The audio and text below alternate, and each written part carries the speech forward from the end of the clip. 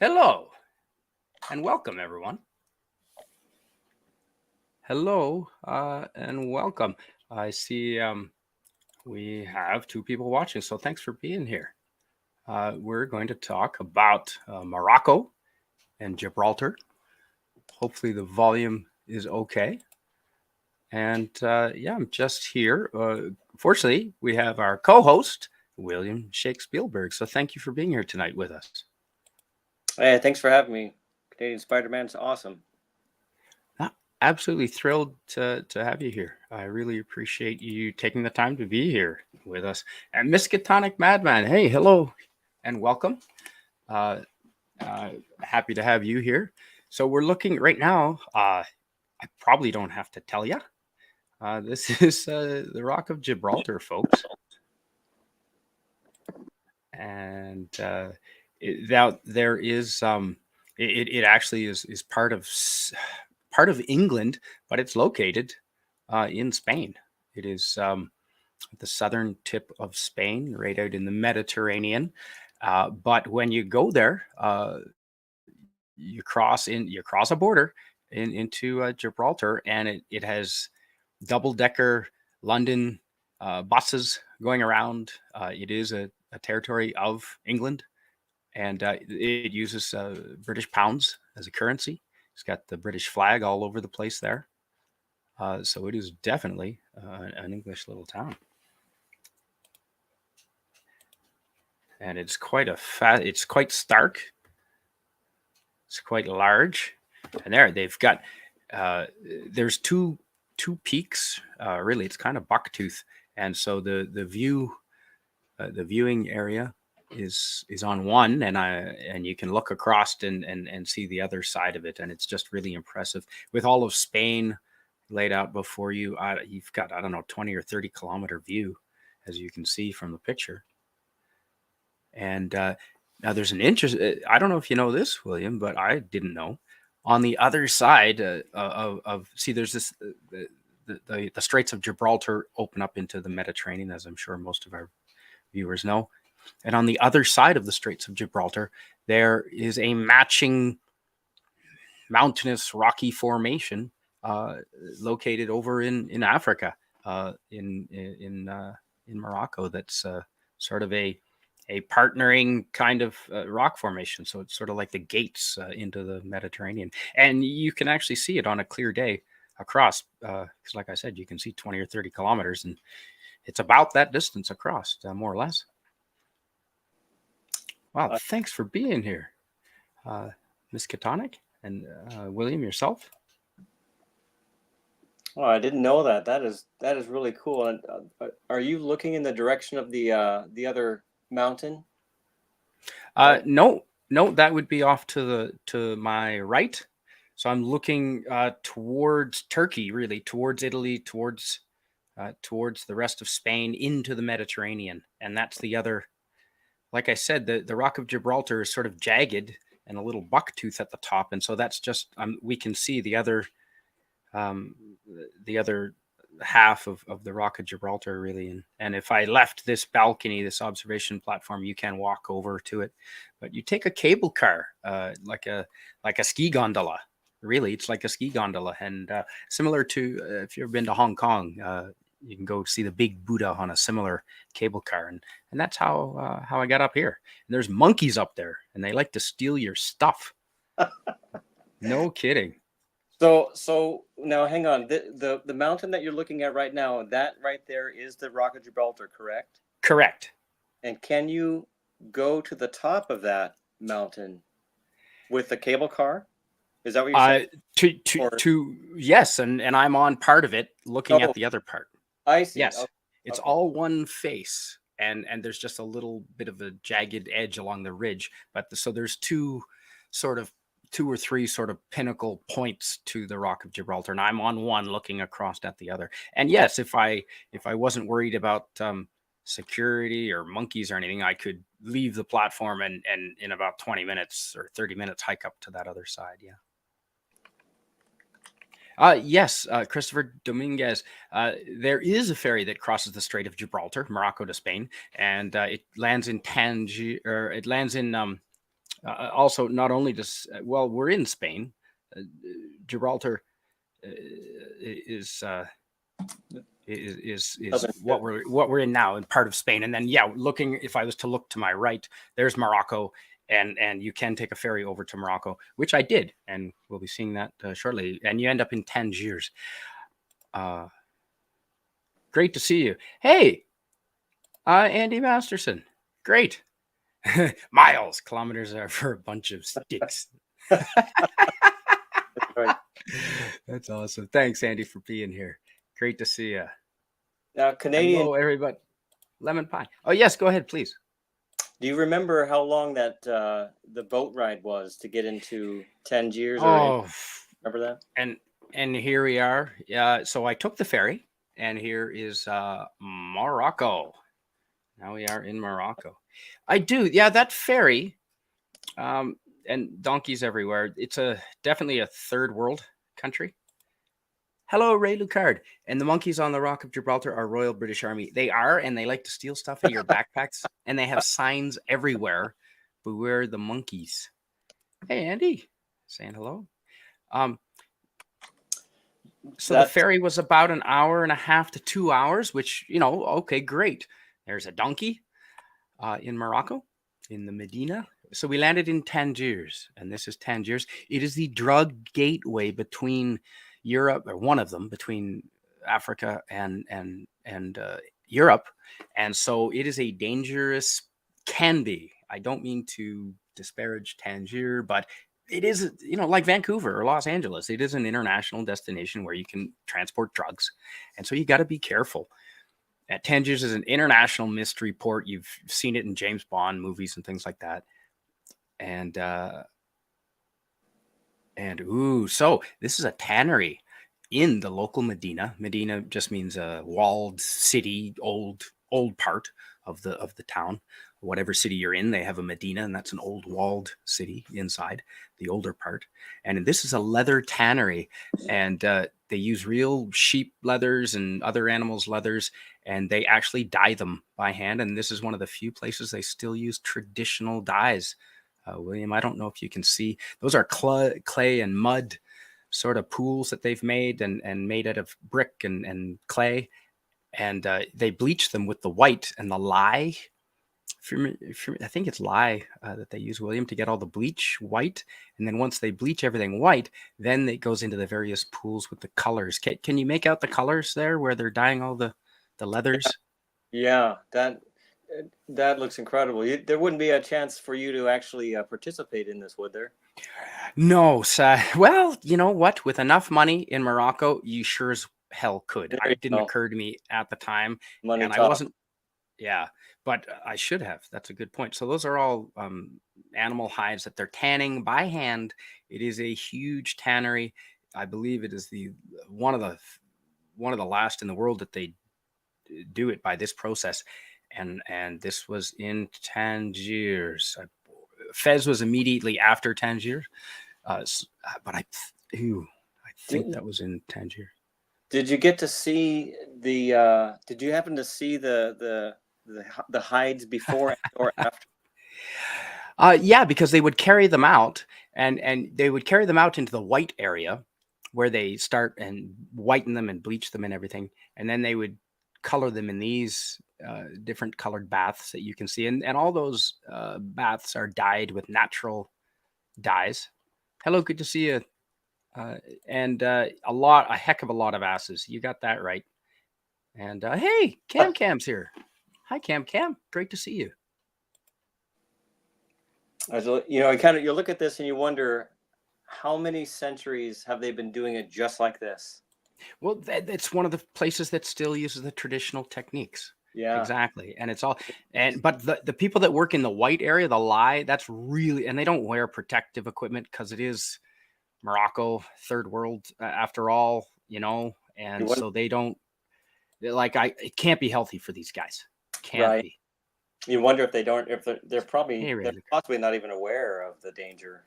Well, they're probably not. I don't think the orientation program there includes safety training. The majority of Morocco is desert country, a part of the northwest end of the Sahara. Absolutely correct. 100% correct on that. You're not wrong. And and later on, I do have some slides where I do go to the Sahara, actually. You must have been a lot of, definitely lots. Hello to everybody. Thank you for being here, everyone. Susan Dolan's here too. Thanks for being here. Pretty lively chat going on already. No kidding. I'm trying to keep up and as well host the photos. Awesome.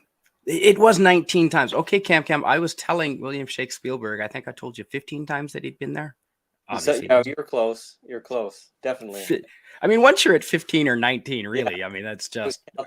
Who's counting? Who's counting? Well, apparently Cam is. Now, Cam, we were discussing how you are possibly insane. And William, you've been to Spain as well, right? Yeah. And that's why I was asking how long that boat ride was, because I remember being told it was about 2 hours, and there was a moment. 2 hours. Yeah, that's what I recall. And the thing is, it's one of those things you regret in life, because I had a chance to go, and I was you take the left road or to take the right road, and I was down in Andalusia at the time. Okay. I had just been cruising around the south of Spain for a couple of weeks alone on a vacation in nice. Between. Yeah. And I was staying at hostels because it was, at the time, it was very expensive. The US dollar was really low, so it was very expensive to be. Try it on the Canadian dollar, pal. Yeah. I hear you. I hear the pain, and it sucked, but it was fun to be in hostels because I would meet everywhere I went. It was just new people, and I was just hanging out and having a good time every night. Agreed. I only stay in hostels. Absolutely. Yeah, so much fun. It was so much. I was so glad I went that route instead of. Yeah, and I'm a backpacker till I die. Absolutely. Yeah, and that's what everybody in the hostels were, just backpackers passing through. Any age. Every day we did things, and a couple of guys said, "Hey, we're going to go down to Morocco. It's a boat ride. You just get on the boat. Come on with us." And I didn't really quite have the time. I only had, I think, 2 days left in my trip. I couldn't really extend it, and I was kind of bummed because the idea to go to another continent, African continent, would have been cool, and just to see Morocco, but I passed on it. And one of those things you just kind of regret forever, thinking, when am I going to get back down there now? Well, I'll go with you. Name it, man. That's I got it, credit cards. It's a plan. The white area is really that. I believe that's. I mean, I'm going back a few years, folks, but it was lye, and lye is caustic. I mean, don't they dissolve bodies in lye?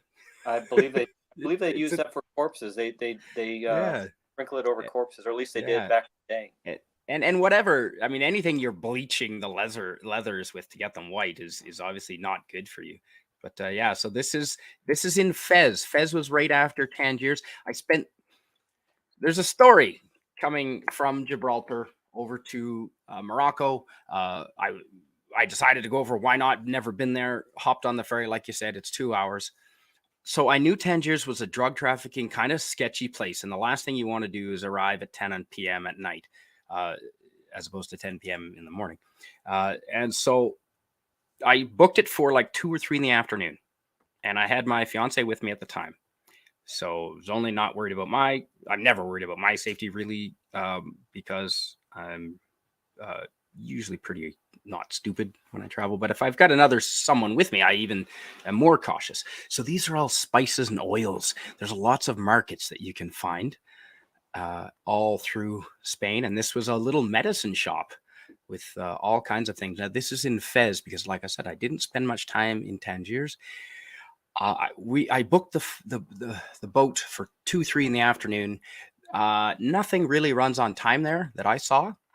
And so there was lots of delays, and it ends up, I guess, 2-hour crossing. Booked it for 3:00. And guess what time I ended up arriving in the port city of Tangiers, crossing into Africa from Europe? 5 o'clock. You'd think so. 2 a.m., folks. Or no, 1 a.m., folks. 1 a.m. Whoa. Exactly. No plans, nothing booked, no hotels.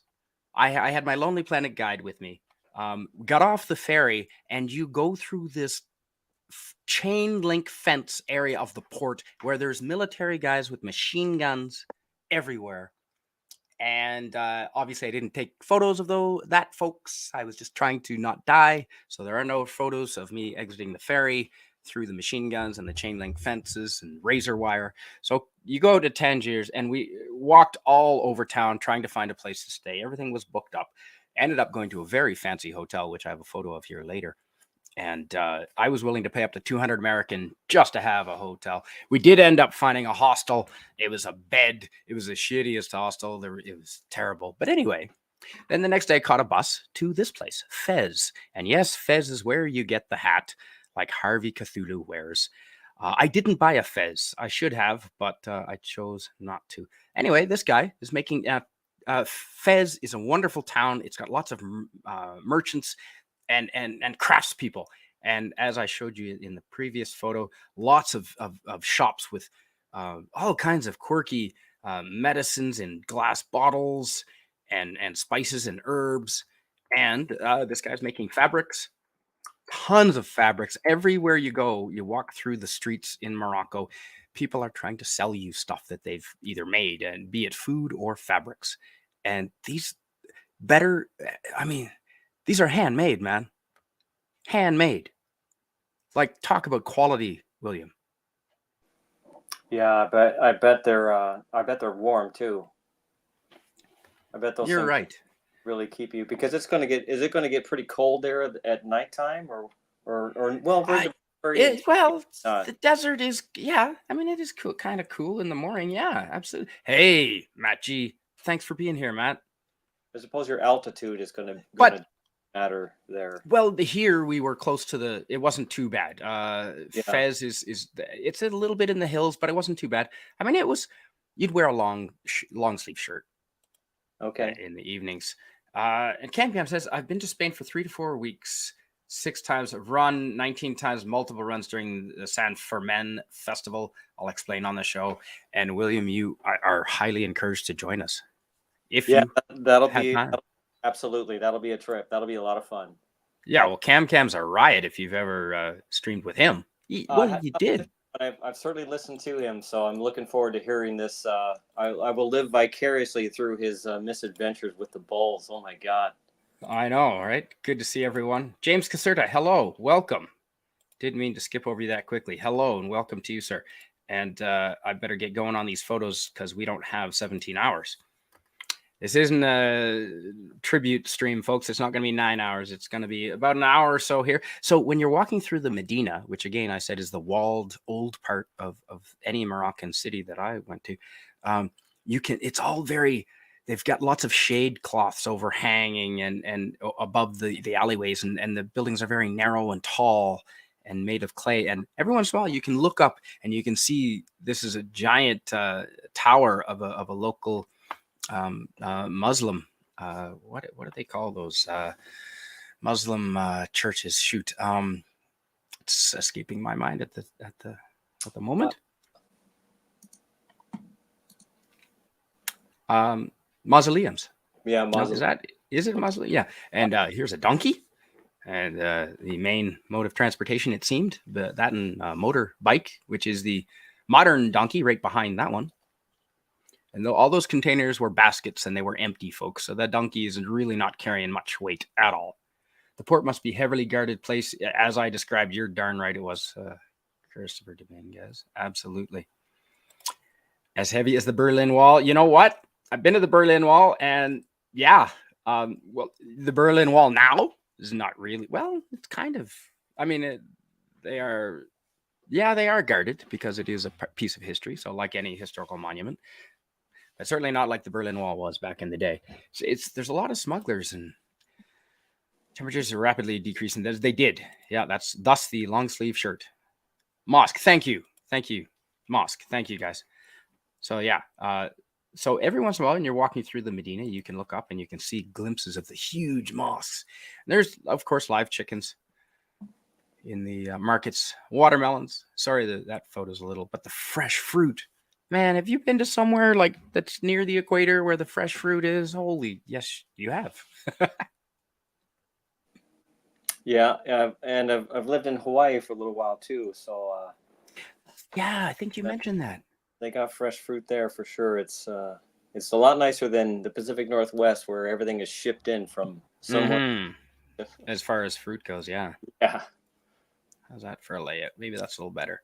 So yeah, this is inside. Like I said, every there's modern. I mean, the cities in Morocco are modern, a lot of them, but they have older parts, and often these are.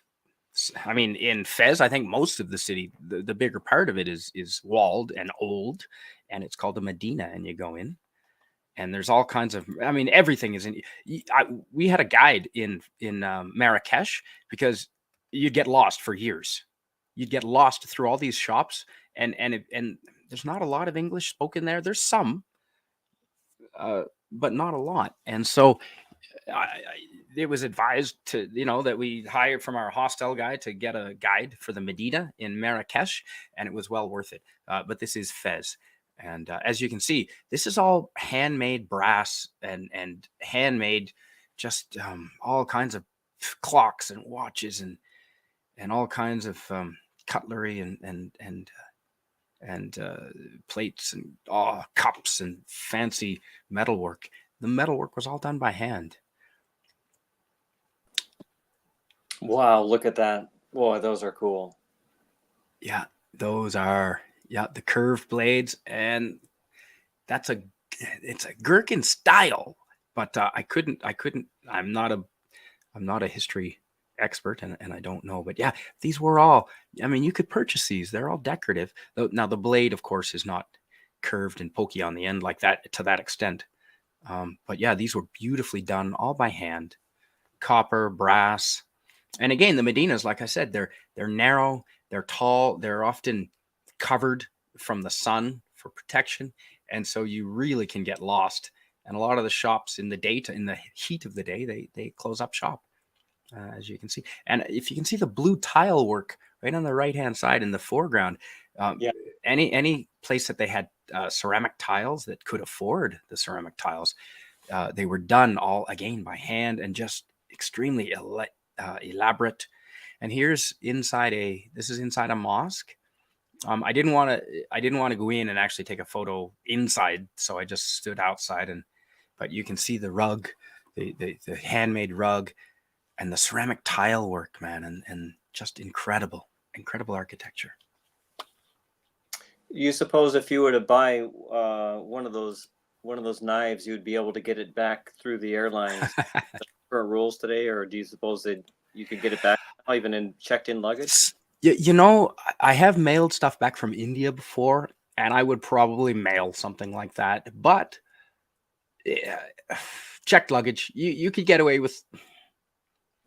You could probably get away with something like that in your checked luggage because, like I know, you can take hockey sticks and archery equipment and things like that for sports. So, skis. I mean, if you whack someone with the sharp edge of a ski, you could easily end their existence. Yeah. So, like I said, lots of markets. And all of these items that you're looking at, I think you can recognize most of them there. Dates. I didn't know there was like 50 different kinds of dates. And apricots. Lots of the orange apricots there. And fresh, man. Fresh. Like dates and apricots, like picked from the trees right there. Lots of these everywhere. Fantastic. Hey, Carla. Thanks for being here, Carla and Tim's Talk. Good to see you, Tim. Good to see you, Carla. Thanks for being here, man. And woman. Cam says, tell them that attached to the mosque is a minaret, which is a tower. Yes, exactly. And from the tower, a man sings or recites the call to prayer 5 times a day. I knew it was a lot. I didn't count, Cam. 5 times a day. Okay. Awesome. All you need is a pencil. A fucking pencil. And I tend to talk a lot, William. Please interject anytime. Oh, I don't want to stop your flow. You're on a roll, and this is this is show and tell for you. These are fascinating photos. When I'm looking at this, of course, with the dates, and I'm thinking to myself, the monkey with the poison dates in Raiders of the Lost Ark. Mm-hmm.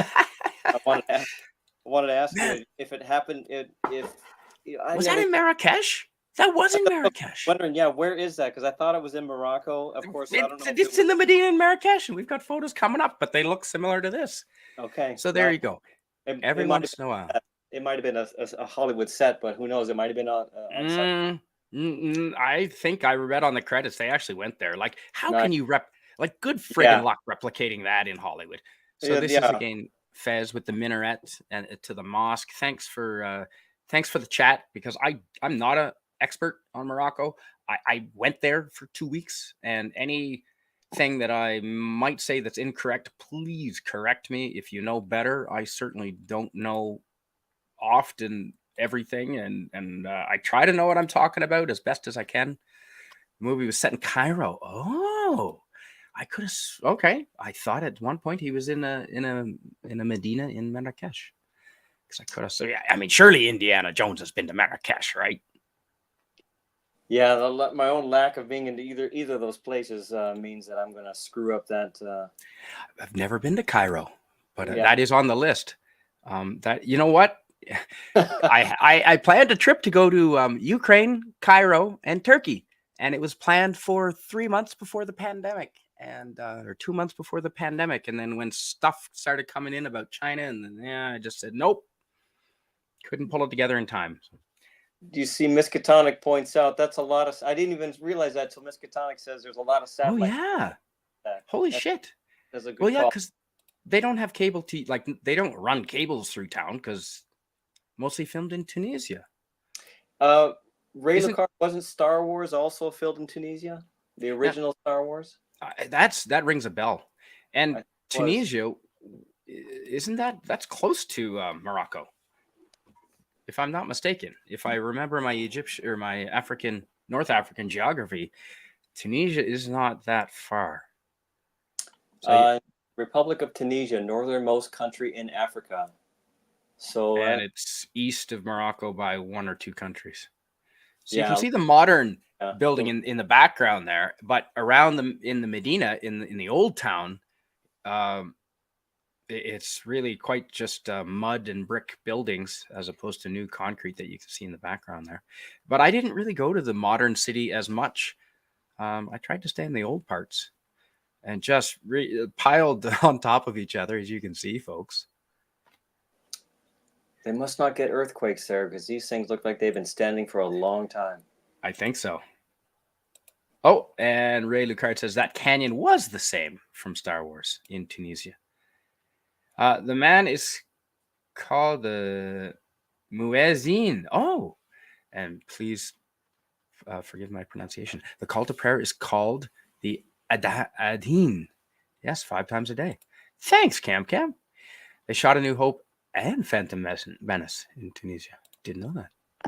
Right, Phantom Menace to go back to the birthplace of Anakin Skywalker. Happy birthday, Lemon Pie. Is it your birthday? Happy birthday, Lemon Pie, if it is. All right, let's get a more attractive photo up there because there we go. Now, the food, I don't want to insult anyone who enjoys the cuisine from Morocco. There was some good things. However, there wasn't the variation that I've seen in other countries, like Spain. Just having come from Spain, now this was delicious. There are dates in there. That is, I believe that is goat meatballs with some sesame seeds. There's a little goat stew in the background, and then a pasta dish with lots of veg, a stir fry and veg. Rice was popular there. But the Moroccan salad, I went to Vancouver and fancy places, and Moroccan salad is very fancy. In Morocco, the only things that I saw that composed a Moroccan salad was sliced up tomatoes and sliced up raw onions, and a little bit of parsley. And that's it. That was your Moroccan salad. Oh, it's not your birthday. All right. Well, we can be festive anyway. Now, not his birthday, Cam. Unhappy birthday, says Carla. Confusato.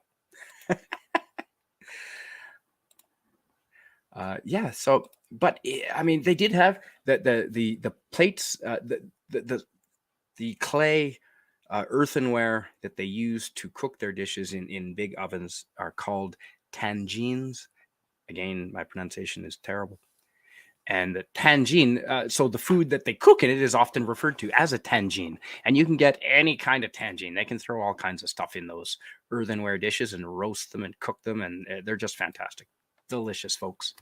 But the variety wasn't as I had expected in Spain. And again, the tile work, William, just the tiles was incredible. Yeah, Tile work.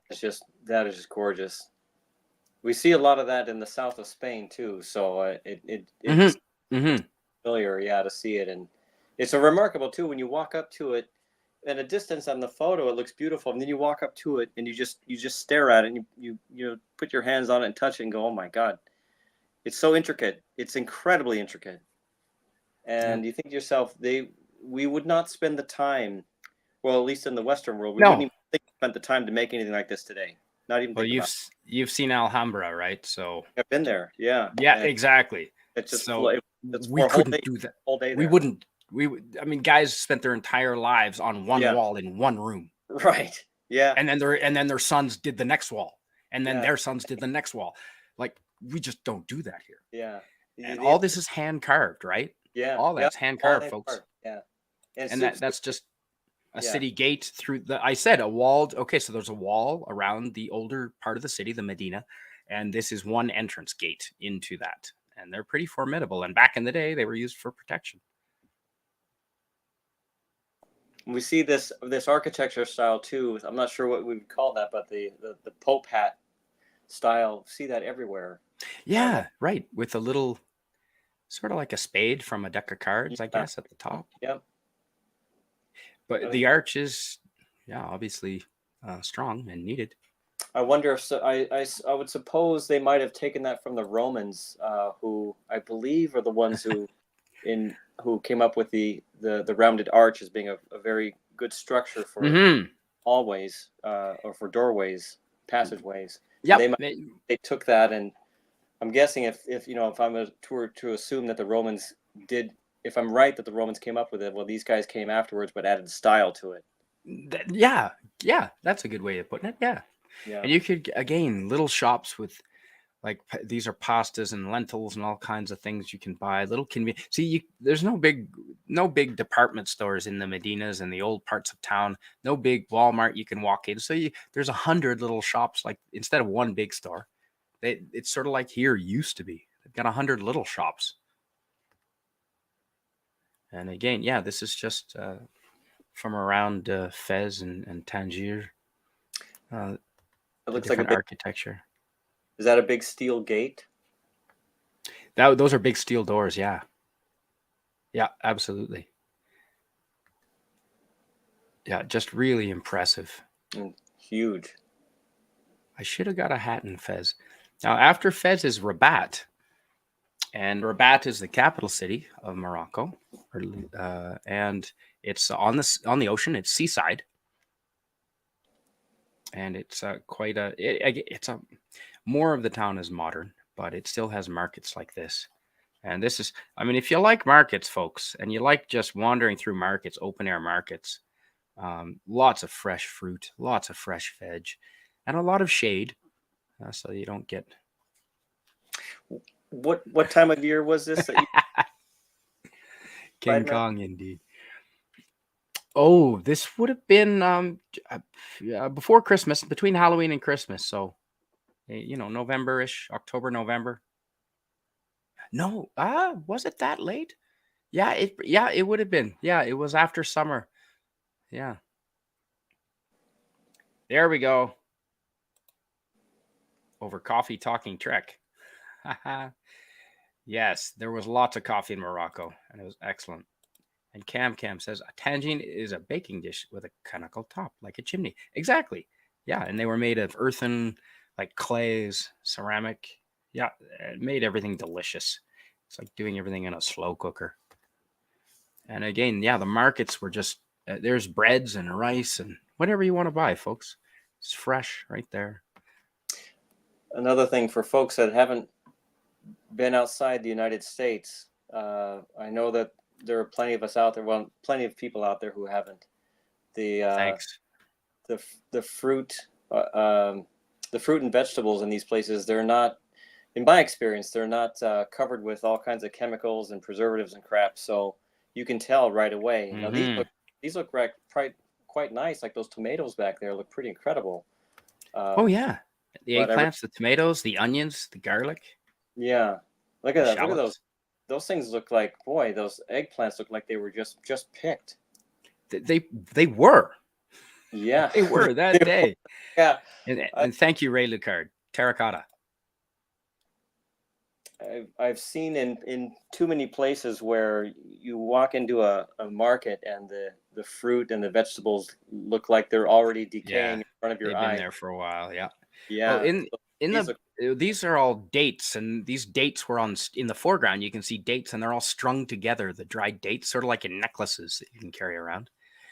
And then you can see different spices. Now that's paprika and cumin and all those different spices. Turmeric in the back there. That's like over here. That'd be like $4,000 worth of spices, easily. You know, it's a hell of a lot of spice. But that's where they come from. A lot of them. So since they make them and produce them, they're not that cheap. So yeah, this is Rabat, folks. This is the capital city of Morocco. And it was sunny when we were there, and it's right next to the Mediterranean, so it is semi-tropical. And again, with the mosques and the giant minaret towers, the Muslim call to prayer. There's the Capitol building, folks. There's the Capitol building. It's a palace, quite literally. I think it is a palace from Morocco, and yeah, with the old style historical canyons. No, that's a cannon. The cannon. Canyon.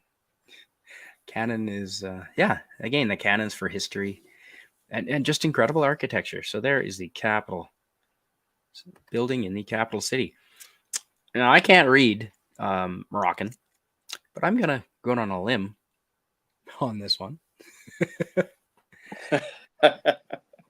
So if you know, don't worry about not being able to read street sign, folks. Go ahead, rent a motorcycle and give it a whirl. Because oh, and there's some groceries. What you might find there's Isabelle tuna. Thon is French. Atun in Spanish, and the tam I think was a ham product. I wasn't adventurous enough to try it. So again, this is and the squares at night. It's like Europe. People come out and families come out and just dance and sing and hang out at night. It means go, go, go. That's right. Same as here, lemon pie. That's exactly. It's skiing permission, seeking permission, skiing permission.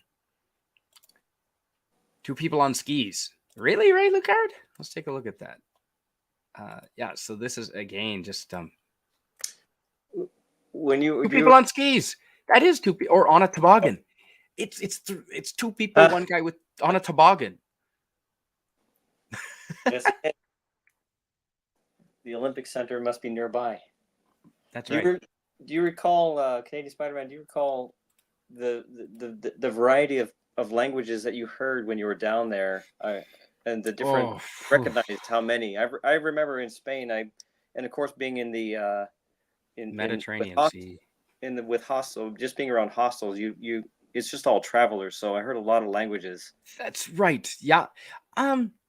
You know, that compared to Spain, there wasn't really a lot of foreign backpackers going through Morocco. There was some Americans, of course, because they're everywhere. There's some Canadians for the same reason, some Australians. I think the Japanese girl that I was with was probably one of the few Japanese people in Morocco at the time. But I didn't. I really heard a lot of Moroccan. But now, if they came from Algiers or a different, Muslim-speaking country, I wouldn't know. How would I know the difference? So Rabat is beside the ocean, like the Mediterranean, sorry, like I said. And this is one of the beaches near well, and it's jam packed. Rabat is a popular seaside destination for people in Morocco, and people were modest there. They wore, there was no certainly California bikinis. And I had just come from Spain, folks. So yeah, there's a little bit of a punch there. There was a lot of Spanish beer involved. Okay. So, and pastries.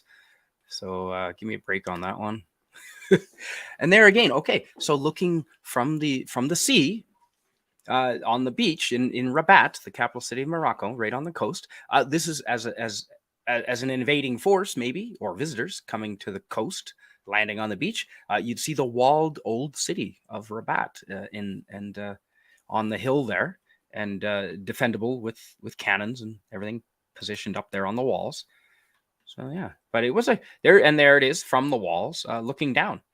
And it looks like they were doing some more excavations with machinery there, with pipelines. It was kind of like there's pipelines running through the beach, as you can see to the right there. So it was sort of a beachy industrial area with a lighthouse. Go figure. And Rabat is. Go ahead. Oh, go ahead. Go ahead. Finish what you were going to say. Well, I was going to say the blue and white, because it is a Mediterranean seaside capital city, Rabat. They have, similar to Greece and other Mediterranean places, the buildings painted with the white and the blue. And that's all I was going to say. It looks cool. Yeah, it reminds me of Greece. I haven't been to Greece, but I should say, photos. It reminisces. No, I haven't been, but that was part of the trip. I was going to go for like 6 months to Ukraine and Turkey, and Greece was where we were going to start, me and my buddy, but it didn't happen. Arabic language with some Spanish. Yes, many dialects of Arabic language, I'm sure. I was going to ask you on that previous photo on the beach, why was everyone on the right side, and it seemed like nobody was on the other side of the breakwater? Rocks. A lot of rocks. Oh, yeah. Okay. Yeah. Right. Just not a pleasant area to be in. The beach. But this was, the paint needed some touch-ups, but it was quite attractive, really. Quite Mediterranean looking.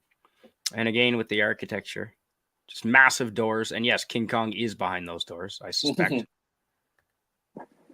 But yeah, it really was there were some, Morocco in general was dusty and not that attractive, especially in the deserts, but it had its charms. And but Rabat was quite Mediterranean, really. That's pretty, to my eyes, that's picturesque and pretty. That's beautiful. And get a load of this door. I found this elaborate door. I don't even know how they cobbled that one together, but very decorative, very ornate, very elaborate.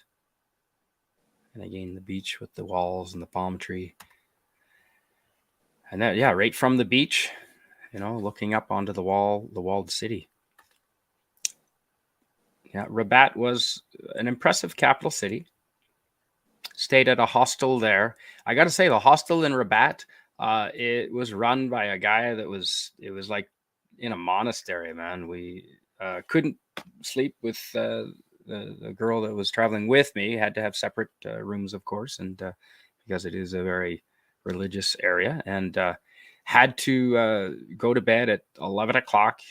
Couldn't stay up in the communal. It was the only hostel where you could not stay up at night in the communal area. He kicked everyone out at 11 o'clock. And there's so there's a typical communal seating for any of your restaurants that you go to. A lot of open air restaurants in Rabat, and you just sit down at little tables, and the food was a lot of seafood in Rabat. Nothing like Mexico, but it was pretty good. And then again, Rabat had a lot of bigger buildings, like the palace, the royal palace, and this was a mosque in particular. A mausoleum, I guess, because it had people buried in there. And this is it leading up to it now. It had the minaret tower, and this is inside, and there were candles and religious items and caskets and 2 or 3 levels, so quite elaborate. and a guard with a red cape. Yeah, and Rabat at night, everyone would gather in the markets and the streets, and just families and kids and adults and grandparents and just have food and music. You know, And what you'd go kind to of? this. You remember what kind of music that they were playing? Just your the Mediterranean kind of Local.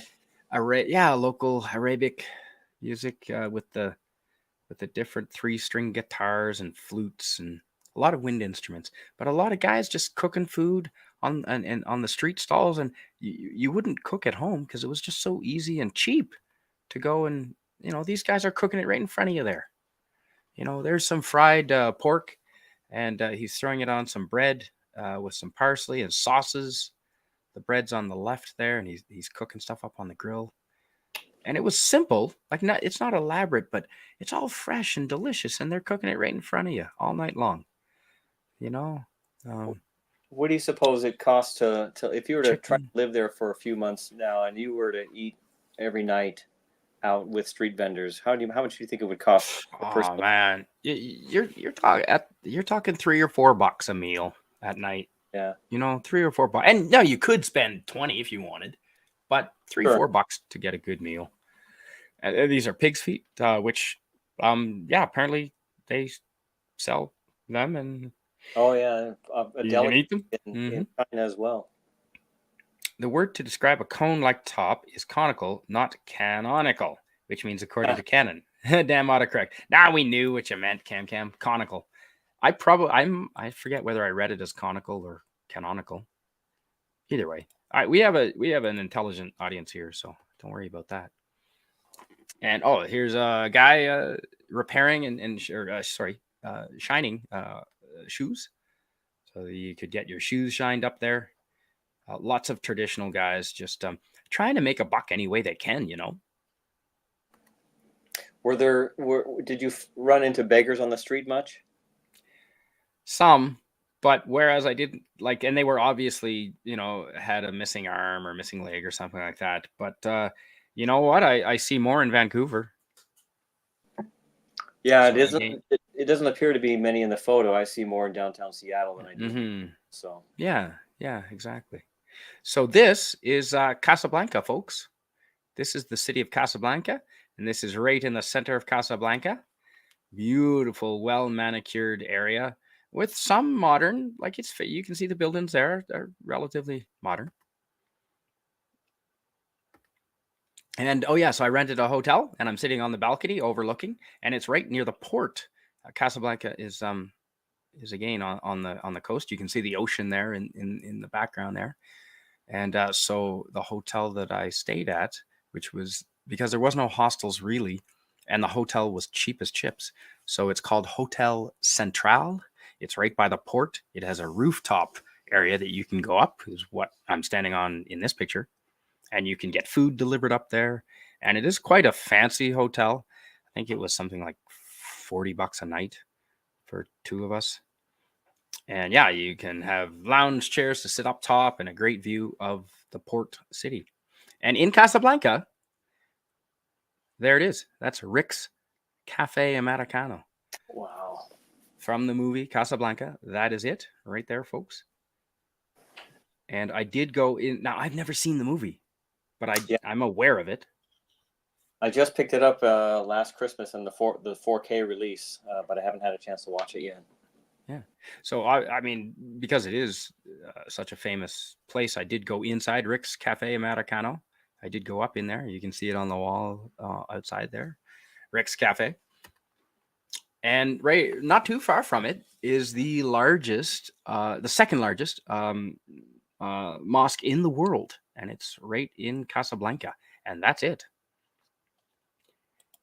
James Caserta, they did have a piano, and no one was playing it at the time, but Rick's Cafe Americano did have a piano in the piano bar. I went up to the bar and I ordered I think it was I don't know, vodka Sprite or something. And I did enjoy a drink up there, and there was piano music playing, but no one actually live playing the piano. But and in here, I thought it was the next photo, but there is a photo inside. I thought it would be the next one, but clearly it's not. So this is the second largest mosque in the world, folks.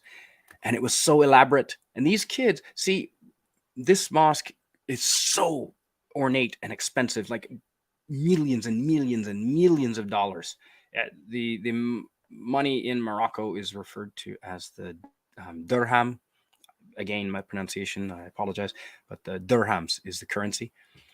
And they must have spent millions of dollars worth to build these things. And then you had the local kids who really didn't look like they had much money at all. So it was kind of a stark contrast. Do you know what I mean? Like to see the poverty right next to the elaborate church. Yeah. Yeah, it is sad. It's I love the way of the goods, world, folks. so many places. Bakeries everywhere. There you go. There's sunset over Casablanca from the rooftop of the Hotel Central, right near the water, and it is pretty affordable. I recommend the Hotel Central. And there's the view from. And yes, that prayer to call to prayer was going on from that tall minaret tower in the background there.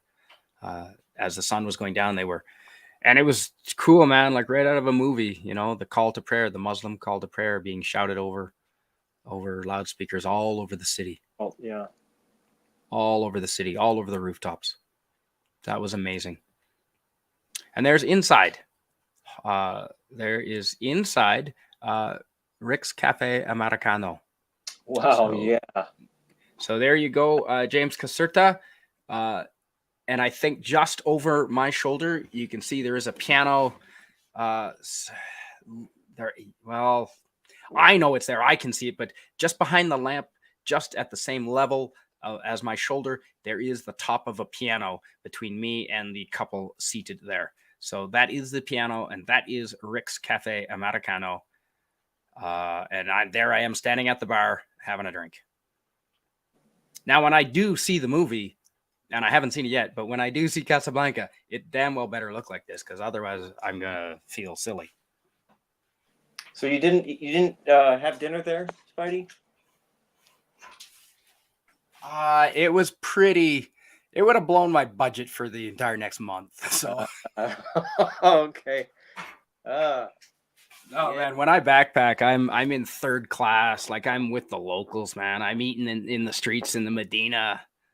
You know, like yeah. No. I have no idea, what they would charge in there, but being a famous place, they charge whatever they can get, and if they can get a lot, more power to. Oh shit! I should email this picture to Doomcock, and because I know he's huge on Casablanca, and I say, "Oh, here's inside Rick's Cafe, and you can see the piano." He loved it there. Yeah, I think so. But yeah, there's Rick's Cafe Americano in Casablanca, folks, and there's Casablanca at sunset with the call to prayer, as I just showed you. It is a beautiful. You know what? I liked Casablanca. Now, and there it is again at night from the rooftop of Hotel Central. Yeah, it's a good place to stay. I thought it was a nice hotel. Hopefully it's still there. I don't know. This was going back over 10 years ago now.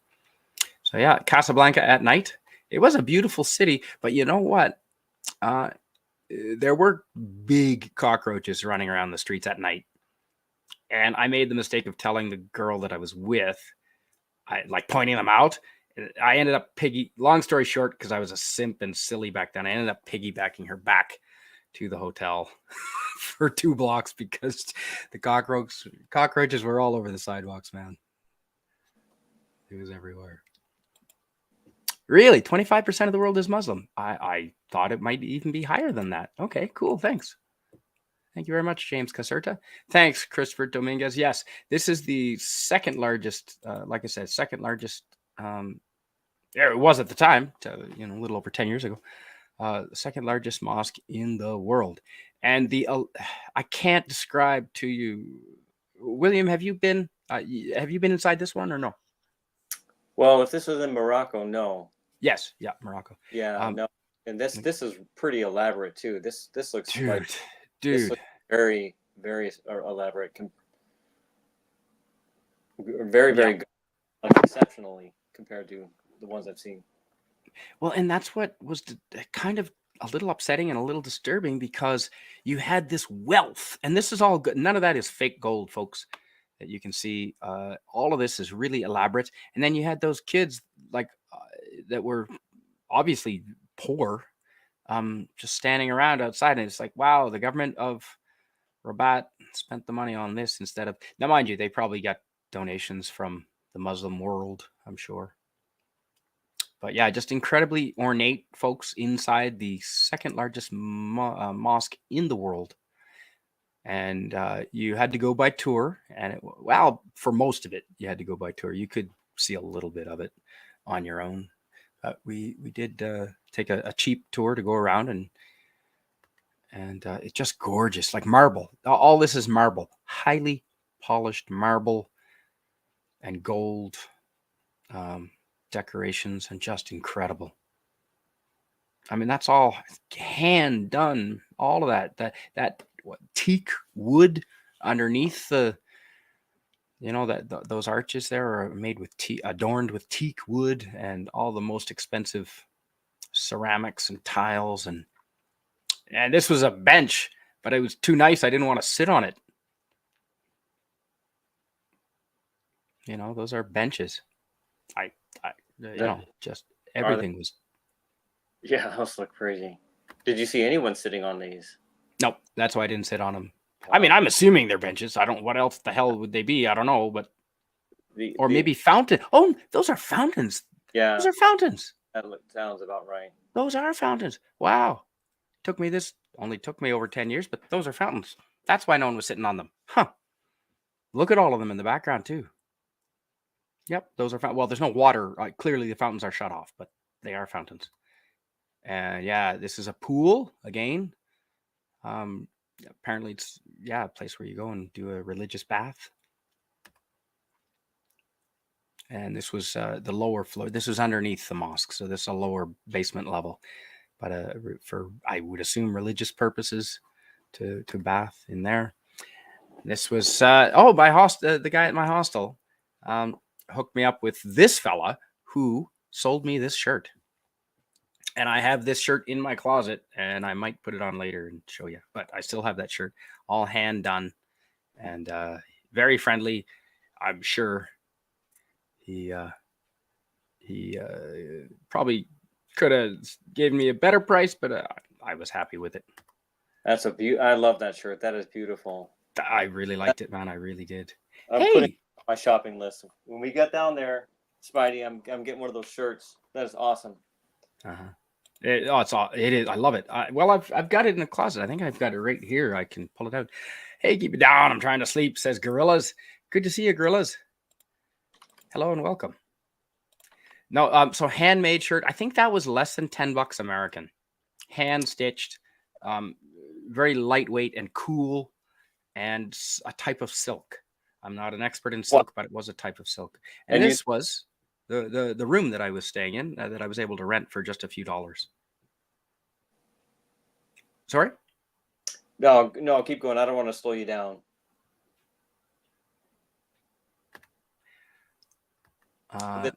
You said you think you paid too much for it at $10? Yeah, well, okay, probably not. But I mean, I don't want to go there. If if tourists start going there and paying stupid prices, it causes inflation. I saw that in Whistler Ski Resort. It happened. Shit, it happened in Vancouver.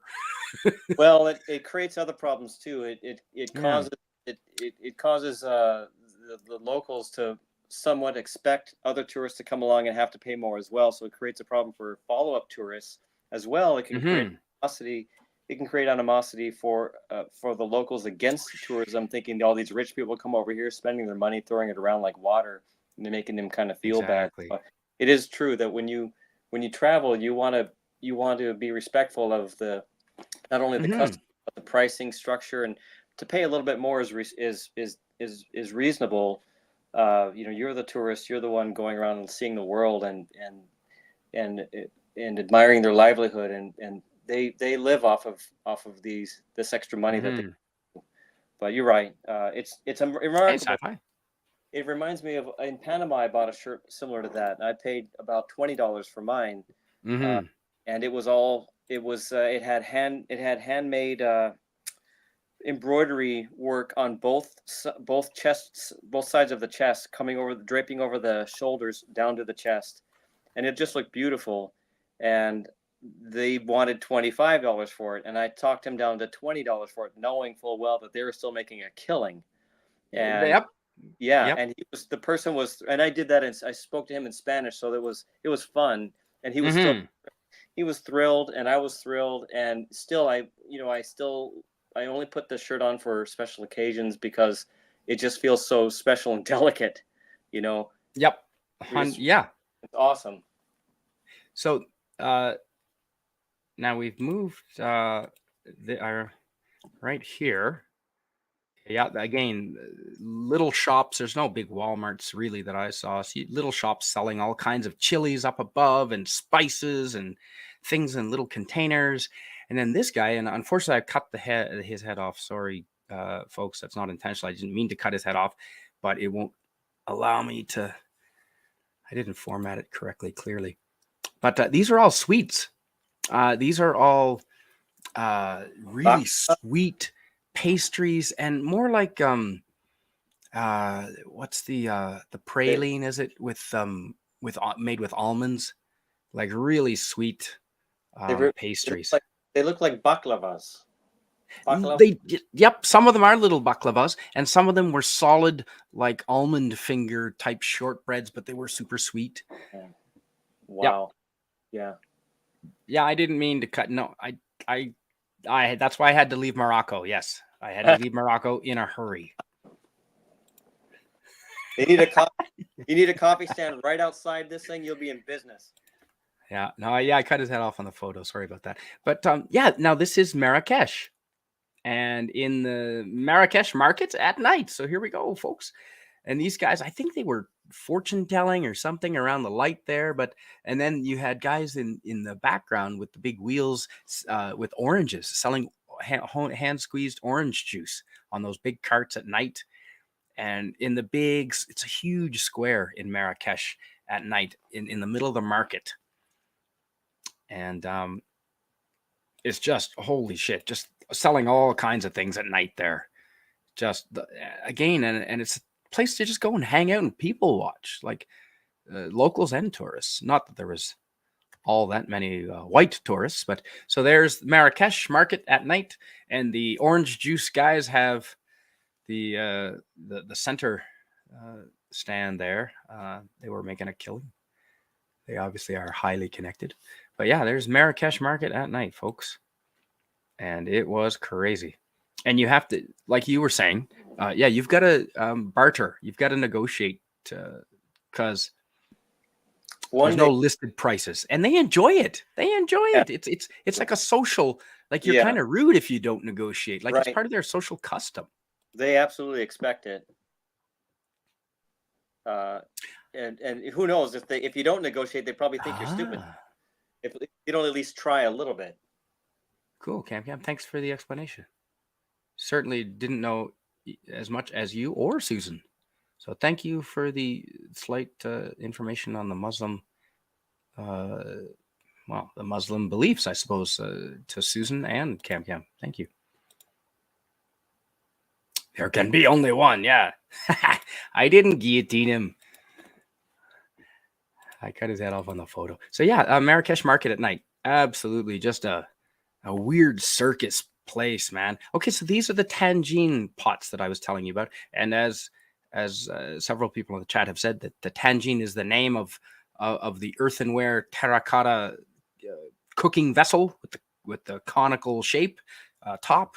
And inside they put all kinds of different goat meat or chicken or pork, and beef was less common because, I mean, they're a big animal. They don't have the land, I suppose, like other places. Often with rice, a lot of rice, and undercooked French fries and salads. So those are the different styles. You had your choice, and I just pointed to which one looked the best. So you certainly don't have. There's not a lot of English spoken there, folks. A little bit of Spanish, but if you're hopefully your Spanish is better than mine. And this is what there you go. There's one of the curried tangine, and this one was chicken and veggies, and it was in a curry sauce. And so that, and they serve it to you right in the tangine pot, and then you can dish it out yourself onto your plates. And in Shishala, okay, hopefully I didn't insult Allah. Thanks, Gam's Crash Courses. Most of what I know is either from TV, movies, and books. Never been outside the USA. Oh, could have fooled me, Susan. You're obviously remembering what you read, which is better than than certainly a lot of my reading. And again, the markets, folks. This is in now. Marrakesh was not having come from the capital city of Rabat, and of course Casablanca. Those are two pretty relatively wealthy cities, and then so Marrakesh seemed a little more rural, a little more urban. Rural as opposed to urban, a little more rural, and the markets were a little more rudimentary, but huge markets, and you can get all kinds of things there. Are those huge watermelons on the right side back there? They were huge watermelons. Yeah. Yep, absolutely. And yeah, huge sacks of all kinds of stuff. And again, the shallots and the vegetables and fruit, it was all grown locally. Probably can't afford to use pesticides, folks. Someone paid attention to the Japan stream that I did a little while ago, and where watermelons were expensive. those $100 watermelons, those are the square ones. Or they grow them like that? This one wasn't even square. I did see a square one that was built. It was in a box, and I think that's how they grow them like that. But it was no, this was just a really fancy watermelon. This one, it was, I think, I don't know if it was quite 100. It was a better part of 100. Daniel's Hot Topics. Hey man, good to see you. Thanks for being here. A lot of my travel photos are around food, folks. You might have sensed a theme. I'm into architecture and diving and food.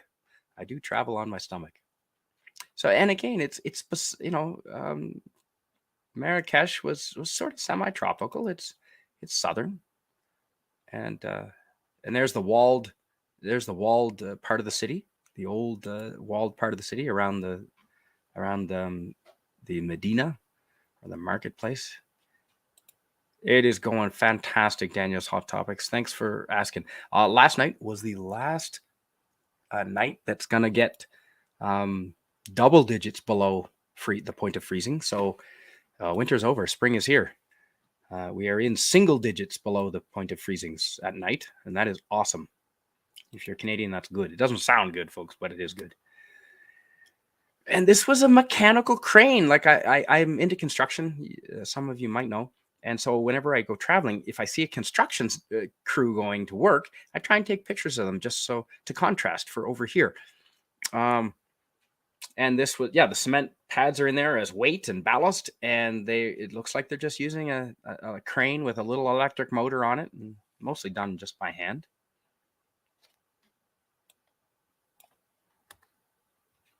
Oh, and again, okay, so this is from the in Marrakesh. This is from the market that I showed you at night, just a couple of pictures ago. And in the daytime, this is what it looks like. And we're looking at it's a good idea, and I recommend you're looking at one of the tallest buildings around. If you go to Marrakesh and you go in this market in the center of Marrakesh, and during the daytime, look up there. And those photos from above that were taken over the market at night, those were taken from up there on that balcony. That's a restaurant, and you can go up there, pay a little bit of money for a little bit more expensive up there than it is down on the street here. But still, it was only $10 or $12 if I recall. And you get a meal, and you have this beautiful view overlooking the market in Marrakesh. And you can see this stall in front of us is selling like dates and apricots and figs and you name it. So, nuts and just everything for ridiculously low prices. Spidey, did you buy some of these, and did you try? Did you try apricots? I sure did. Yeah, they tasted like apricots. They were good. When you did you how did you approach it? Did you wash them off, or did you just eat it straight away out of the I bag? no, I really didn't, William, and I think like I don't get sick often, ever, hardly. Like I don't. And I think it's because I've eaten stuff without washing it all over the world. Like I've got bacteria from like, I eat stuff off the ground, off a train platform in Berlin. I eat stuff without washing it. But street food, when you go to third world countries, in my experience, and I've been to, I don't know, like 22 of them, when you go to third world countries, it's best to, I don't, the only food poisoning cases I hear of are people that go to restaurants where the kitchen is in behind and you can't see what's going on. Out Ah, here, you can see the food cooked in front of you. And I think that's better. Um, did I you? totally agree. That reminded me of a story I'll have when No. Cam Ken on for Spain. You're absolutely right. I just wanted to hear what you had to say about that. I approach it the same way myself too, and sometimes Hmm. I feel, well, is this risky? And I've had other people tell me, "Ah, you're taking your life in your hands." And I think to myself, well, No, times I think of when none. I've got sick. Yeah, you're right. It's been from a Hmm. restaurant. It just it just happens to be. So I was just curious how you felt the safety of the food, right Yeah. right off the Yeah. I off the street. like seeing it cooked in front of me in those places. And if you've ever worked in the restaurant industry, folks, you're not getting paid a lot cooking the food in the back, and the care factor might not be that high. Did you hear James Gunn started filming Superman Legacy? I did not hear that. No, I did not. Cam Cam says, "Oh, please forgive me. I wasn't trying to be pedantic. I just like to share. I had learned stuff, and most of what I know, I read to have fun." Cam Cam, absolutely, you are. You don't have a malicious bone in your body that I've ever seen, buddy, and you love to share. So then that's why I'm excited about you sharing your stories of running with the bulls, because that's something I've never done, folks. So without Cam Cam, I wouldn't really be able to do a decent stream of Spain because I don't know anything about running with the bulls, but Cam Cam does. And yeah, again, stayed at a fancy hotel there in Marrakesh. It was right around the corner from the markets. And that is Marrakesh in the daytime, folks, as the sun goes down. And again, the call to prayer 5 times a day, apparently, was being shouted from the tall towers all over town. And again, this is the central market in Marrakesh during the daytime. Now, this is a little blurry, folks. Sorry. The only reason I've included it is you can see those are cobra snakes. And this is one of the few other backpacking white people that I saw while I was there. And she's obviously getting a photo taken with the cobras. She paid a little bit of money, and so the fella in white standing up taking her photo with the cobras as sort of a tourist attraction. Now, a lot of people have issues with this, and I can understand that because some of the snakes that I saw were clearly just being exploited, and they probably didn't have long to live. Let's put it that way. But these snakes seemed pretty healthy, and yeah, there you can go get your photo taken. Hey, Carla. We lived in Malaysia and ate from the night markets, and the only time we got food poisoning was KFC. There you go. And again, with the Medinas in Marrakesh, kind of look like the Medina markets, walled cities in Tangier and Fez, and even Casablanca. Nice, Carla Burton. Oh, that's you. Do you want to read what you wrote, please?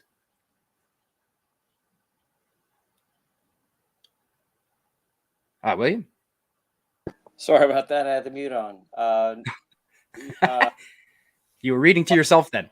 I'm reading to myself. Then nice, Carla. Agree. When I lived in China for 3 years, I ate at street vendors all the time. Yeah, Mm-hmm. you at first, well,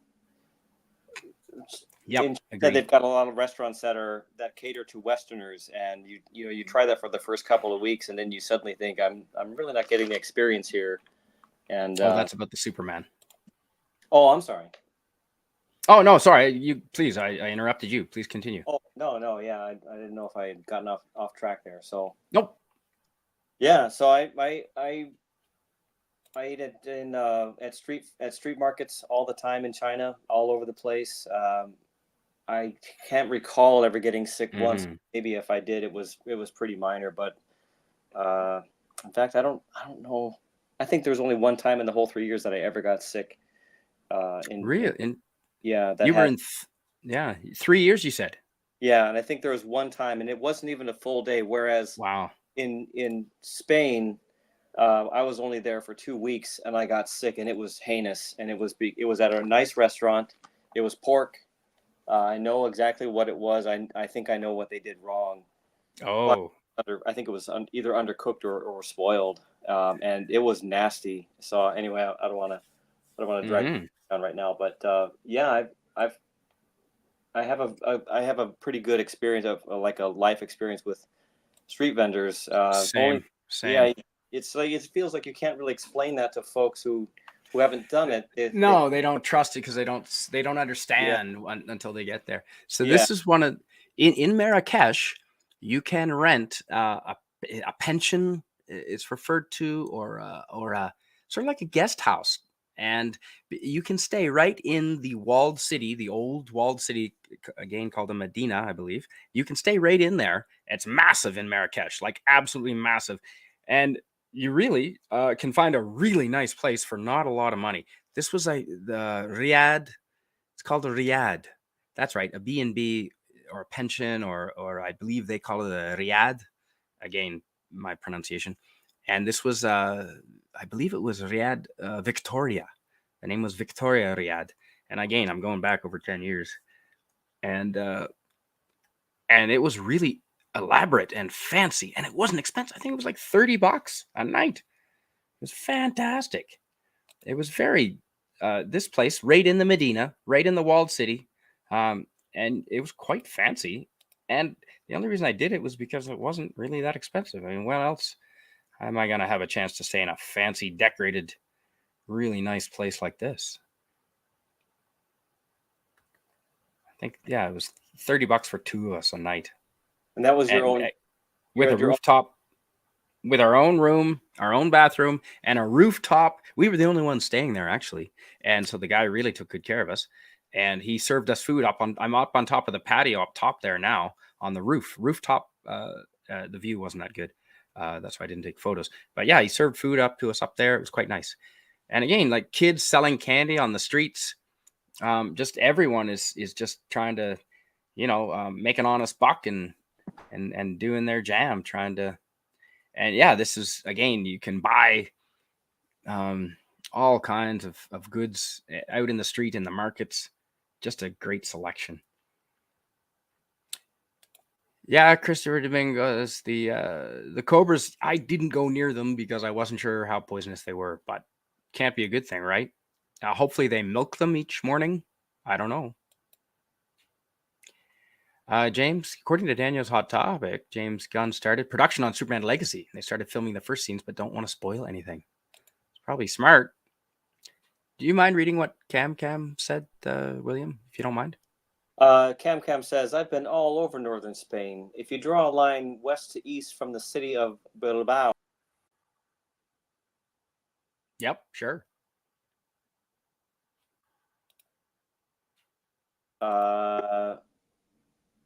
Yeah, I hope we get to hear more about that. I don't think I got anywhere past Madrid myself. North I of that, so I didn't see any of that. No, I didn't go to Ibiza, and I didn't really do a lot of northern Spain except near Portugal. I did take a bus up there. But so excellent. I've been a lot in the southern and western. So between the three of us, I think we have Spain covered. That'll be great. Yeah. So yeah, the markets were fantastic, folks. But how could you ever get the pottery home intact? Well, that's the problem, Miskatonic.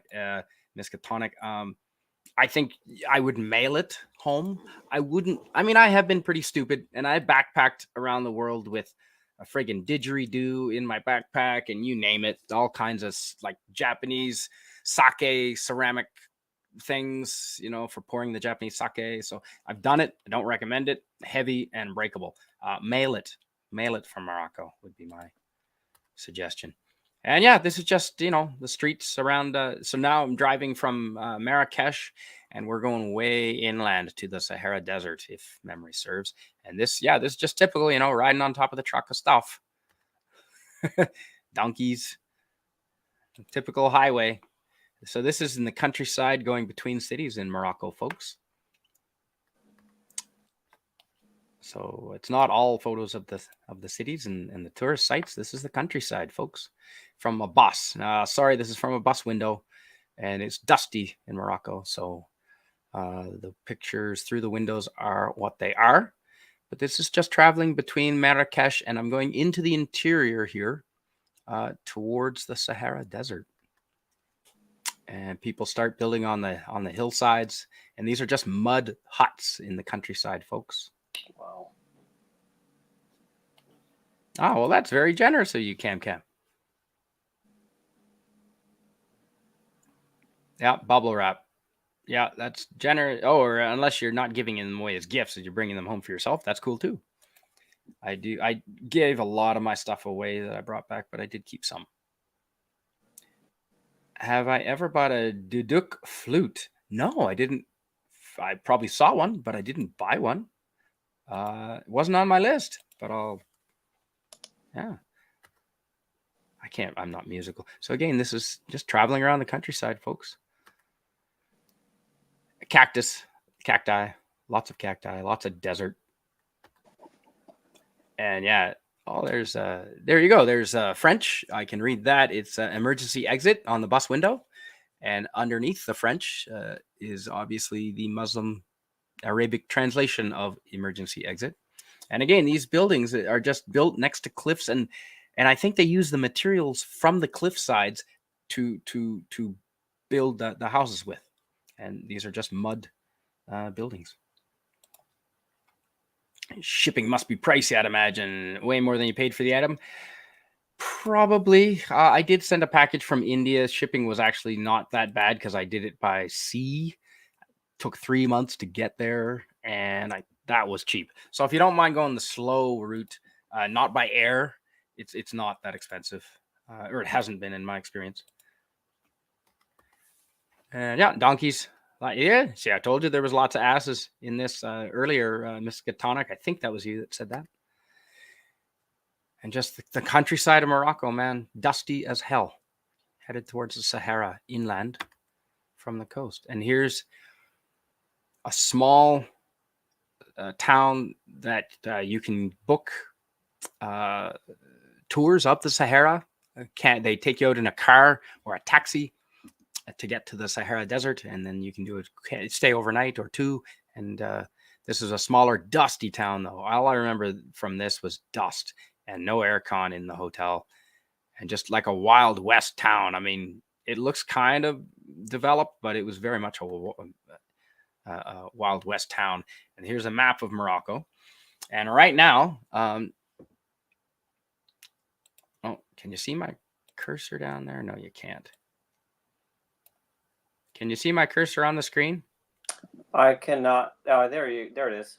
Yeah, you can see it. Okay, so just roughly going, Tangiers was this is the Sahara Desert here, and these are all the tribes, people, and things that you'll find in the different, pictures of what you'll find in different parts of the Sahara Desert. And so where I am in that little town is somewhere here on the left hand or western edge of the desert.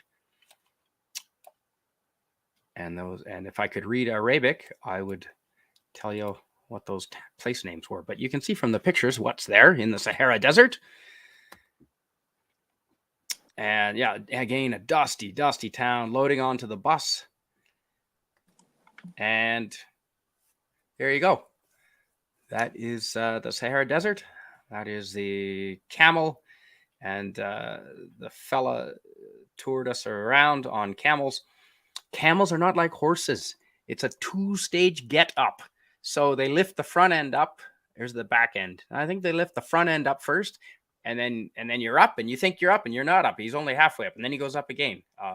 He does one half and then the other half. So it's not like a horse. It's kind of weird. And so yeah, we did. I think I told you, William, it was 420 dirhams, and that included a taxi ride out. And we did about 3 hours out on the Sahara Desert, led around by this guy. And at one point, he did get on the camel, and the three of us rode around, and then took a taxi ride back. Now the taxi was a Mercedes-Benz, and it was a big one with a bench seat in the front and back, and they crammed five people plus the driver. So it was nice, except there might even, there was 4 people in the back, I think, because we didn't have seatbelts, right? Because there was 4. Because they cram as many people as they're going distance. Gas is expensive, so they'll cram 7 or 8 people in it. That's why they use the Mercedes, because it's big and luxurious, and they can cram 8 people in there. Hey, Canadian, do you mind if I read a little piece about the Sahara Desert from Wikipedia? Oh, please go ahead. Yeah, it was a bit ornery. Yep. Yeah, I just thought it was curious, so I looked it up, and the Sahara is a desert spanning across North Africa with an area of 9,200,000 square kilometers, or 3,600,000 square miles. It is it is the largest hot desert in the world and the 3rd largest desert overall, smaller only than the deserts of Antarctica and the northern Arctic. Wow. And the name comes from, the name Sahara is derived from Arabic, and it says it's spelled in Arabic, and of course I can't read that. And a broken plural form of the word it looks like Sahara, meaning desert. So all right. What? Desert? Yeah, it says the name Sahara is derived from Arabic, spelled in Arabic, Rome, and then Sahara. So let's see, and then it says it goes on to explain that the word Sahara is a broken plural form of Sahara. It looks like, if I'm saying that right, which means desert. It's the desert. That's funny. What it is. Carla Burton, gas not expensive compared to here, but these people are making like $1 a day, so any amount of gas they will try and cram as many people, like any third world country. They will cram as many people in the vehicle as possible. And yes, it was sci-fi Sitan that said that. Yes. So thank you for that clarification. And Christopher Dominguez says Morocco, Algeria, Tunisia, Libya, Egypt, and Sudan occupy the Sahara as well as parts of West Africa. Well, I did not know that. Thanks. Now, if I'm able to do this, I want to share some videos, and they're just going to be all together one after another. They're about 10 seconds long each, some of them less than 10 seconds.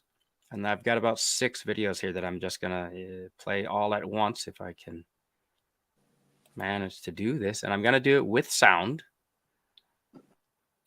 hopefully. So let's see how this goes. Also share system audio. Yes. All right, this is going to get weird for a second, folks. There's another way to do this, but this is the most convenient for tonight. Okay.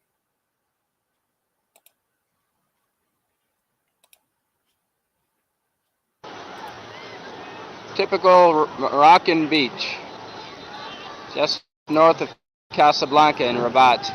Oh, hang on. Are you getting sound? Yeah, I can hear it. Oh, okay. So that's the beach. This is Place Jaman Marketplace, famous in Marrakesh. Marrakesh, Morocco. You got snake charmers, orange juice stands, and food of all kinds. We're on top of a merchant's house, a friend of our guide. And this is the center of the old part of Fez, the Medina, it's called. Looking over the old Medina. 12,000 streets, 83,000 shops. Right in the center of Fez, and we're in the center of it. The Sahara Desert. This is the Sahara. Biggest dunes in Morocco.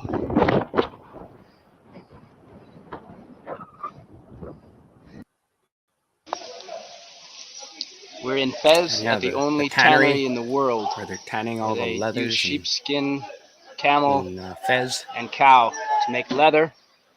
They use All all done by natural hand. flowers to make the colors. They soak them for 4 days to get the color, and it lasts a lifetime.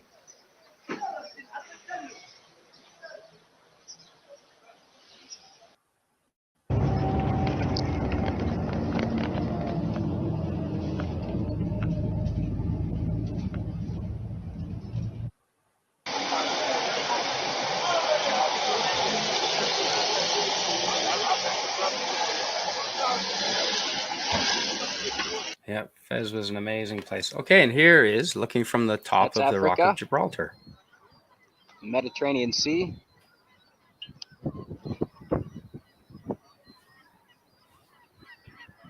There's the Gibraltar.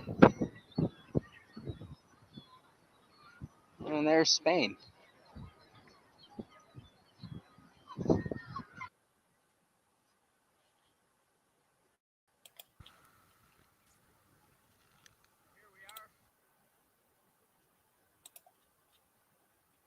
And stop.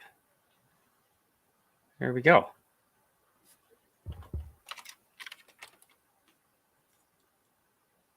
All right. Can you? Oh, hi, Tiger Stripes. Hello to you. William, can you hear me okay? Got you loud and clear. Okay, great. Oh, no.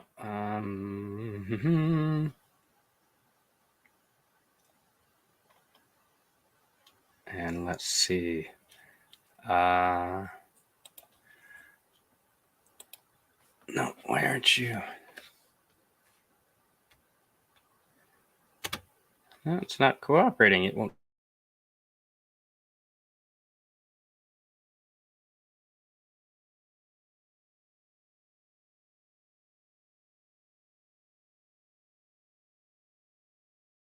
Oh, looks like we lost our host.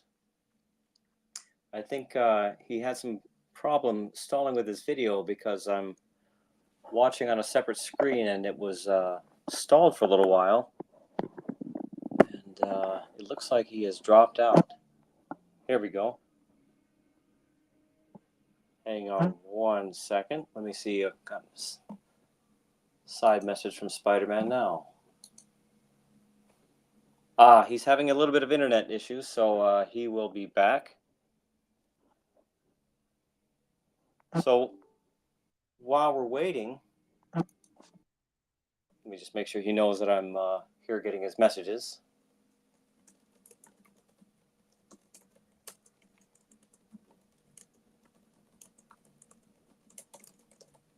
Has anyone in the chat, has anyone been to any of these countries? Gibraltar or Morocco or even Africa?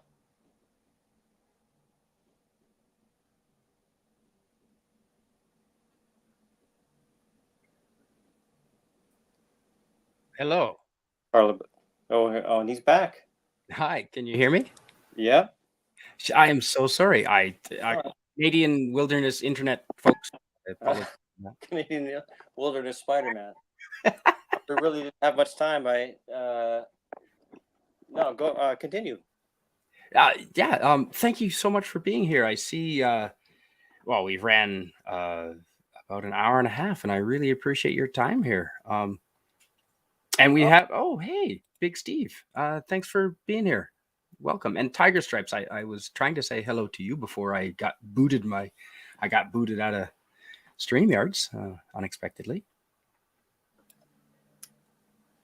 Yeah, I saw your stream had stalled on my monitor station, and suddenly you were gone. But we didn't really even have time to cover anything. I'd asked the chat if anyone had been into Morocco or Gibraltar or even Africa, but didn't get anybody responding to that. Okay. Yeah. Maybe now that it's been repeated, they will. Christopher Dominguez says the giant sand dunes in the Sahara are called star dunes. Cool. Cam says, I save my malice for my enemy, or those who could do us harm. Sun Tzu, pronounced Sun Tzu, means master in Han Chinese. So, Master Sun, author of The Art of War. Did you now? So you were 3 years in China. So how much Chinese did you manage to speak? Well, I end up on in the third year. I'd given up on trying to teach myself, so I did have a private tutor for the entire third year. Oh, nice. Yeah, and that was fantastic. I love that, but it was frying my brain. It was 2 hours a day, twice a week, Mm. with homework every night, and but it Oh, yeah. worked. Yeah, it worked because Good for you. Yeah, so that was really a lot of fun. Harder than Japanese, I'll tell you that, folks. Bathing suit. Yes, that was the next video coming up. That was bathing suit season's coming up. Got to start doing more sit-ups, I'll tell you that, because I have been eating too much maple syrup this winter. Good to see everyone. Everyone's saying hello. Thank you for joining us, everyone. So yeah, fantastic places, Morocco and Gibraltar. Wow, if you can't make it to London, Gibraltar is pretty much like London with the double-decker buses, and it's cheaper. So there's that. Hello, everyone, and thanks for being here. We got an interesting comment from Cam just came in. Oh, now in Panama. Ooh, Panama's beautiful. Carla, are you in Panama right now? Gorgeous. She says Papamoa. Oh, Papamoa. Oh, shit. Papamoa. Yeah, I skipped ahead. I don't even know what that is. Papamoa. Thank you.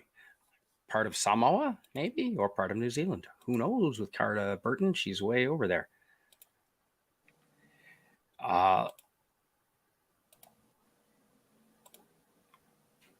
Very nice. Oh, visiting your daughter. Fantastic. Fantastic. Yeah, well, start with Canada. Come on up.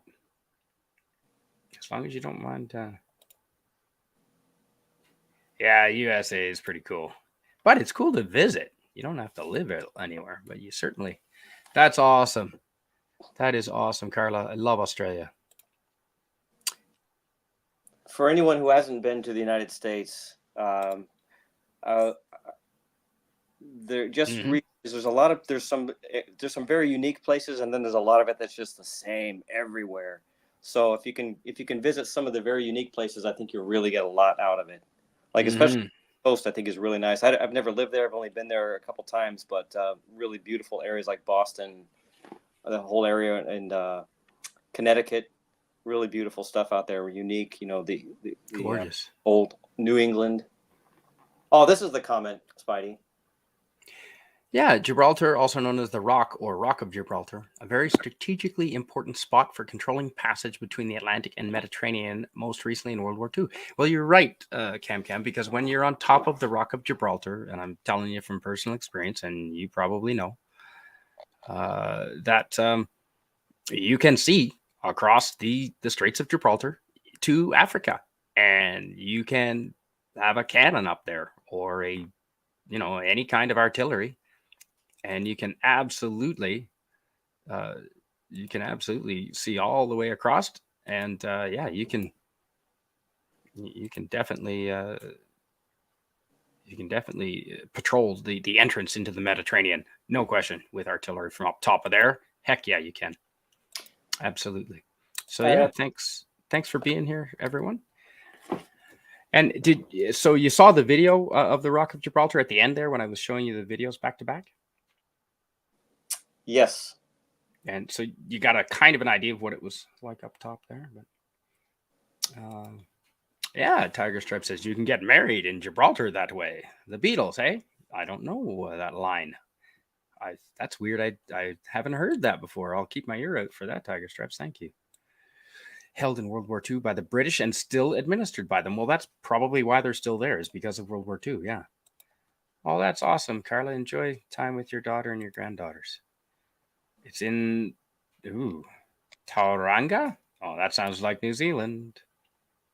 Oh, nice, Tiger Stripes. All right. Well, hey, everyone. Thanks for being here. And I'm glad. So, William, did you say when those videos were playing that you did hear the volume?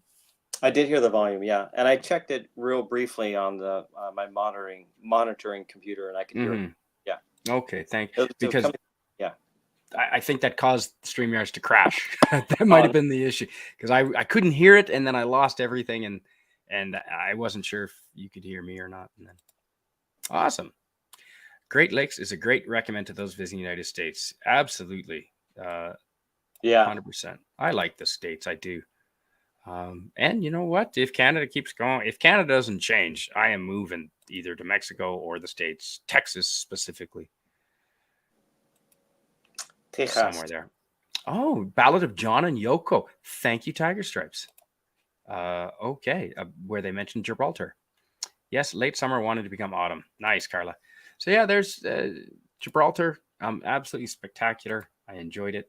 I do have a couple of other photos that I could possibly find somewhere of Gibraltar, but thank you for being here, William. I really appreciate it. And if you have time to join, because you have been to Spain, Cam and I would welcome to have you on. And we'll probably run a little bit longer for that one, but that's okay. I got nothing to do. So, and I love hearing other people's travel stories, not just me talking. So please, if you're free and no obligation, if you just want to hang out in the chat, that's fine, William. But if you can join Cam and I think it'd be a hell of a lot of fun. Yeah, I'd be glad to. It was a fantastic memory. It was a while ago, 2008, but one of these cherished memories. So many scenes still stuck in my head. So it'll be great to reminisce and kind of reinvigorate all those old times. Love to talk about it.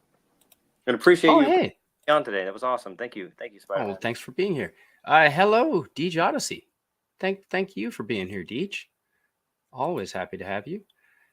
Yeah, we just went through a whole bunch of wonderful photos from Morocco and Gibraltar. And yeah, now Morocco was dusty. A lot of it did.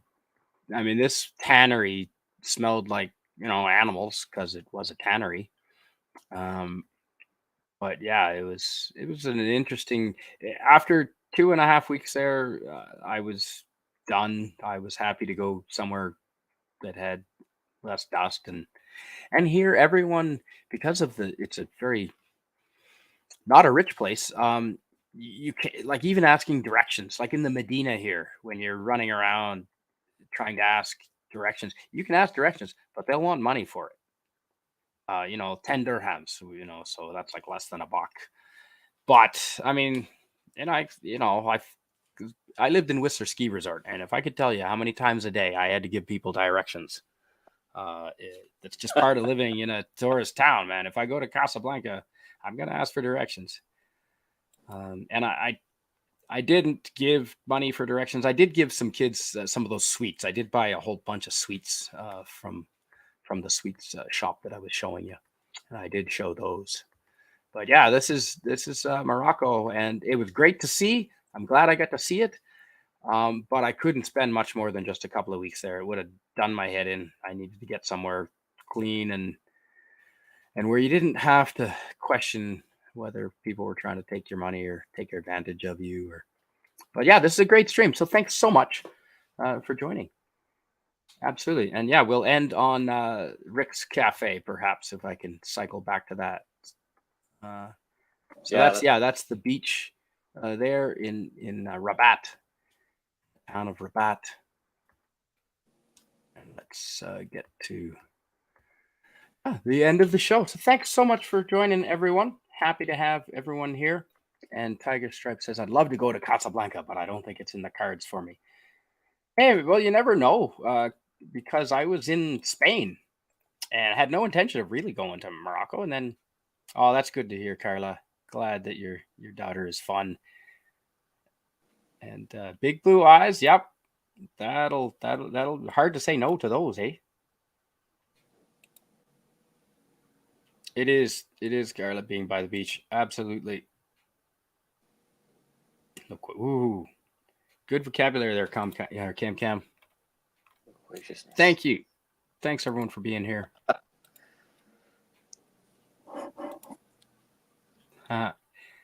Awesome. Yeah, I appreciate you. Appreciate your time, everyone. Thanks for being here. And I recommend Morocco. I do. It's got incredible architecture. It's different culture from our own. Highly recommend street food. The food wasn't as diverse. I'm not going to use that word. The food wasn't as varied as in Spain. Little less selection, but you know what? This is Casablanca again. There's Rick's Cafe. There's Rick's Cafe in Casablanca, and yeah, I recommend it. But it is dusty, and you do have to be aware that there's a lot of poverty there. And although I did trade these sweets for information and directions from these kids, so you won't get anything. You won't get any free travel advice there. But if you're nice, so there's inside Rick's Cafe, folks. We're gonna end that. Woo, there. I'm about 10 years younger in that photo. Yeah, there's the Rick's Cafe with the piano in behind. Thanks for being here, everyone. William, please promote whatever you have coming up, or whatever you're going to be in any shows or chats coming up that you know of. Sounds like just your show coming up with Cam on Spain. I don't have any content on my channel right now. Might be future plans, but nothing at this time. But I appreciate the opportunity to. I see you all over the place. Thank you for saying that.